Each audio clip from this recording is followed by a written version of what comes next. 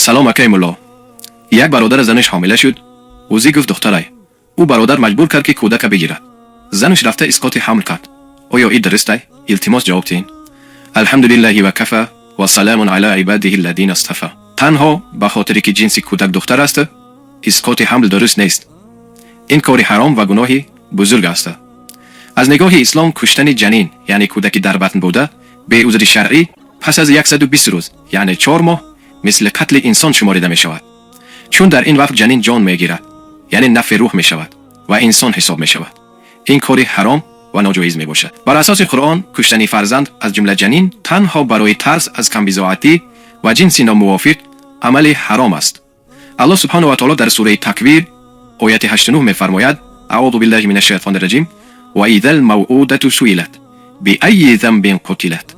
و چون دختری زنده به گور کرده پرسیده شود برای کدام گناه کشته شد. یعنی قتل دختران و نفرت از آنها یک عمل است که خدا به سختی مذمت کرده است. پیامبر خدا درود خداوند بر او باد می‌فرماید: هر کس صاحب 2 دختر شود و با آنها نیکو رفتار کند، آنها برای او سپری از دوزخ خواهند بود. خلاصه اسقاط حمل تنها برای دختر بودن کودک حرام و گناهی بزرگ است.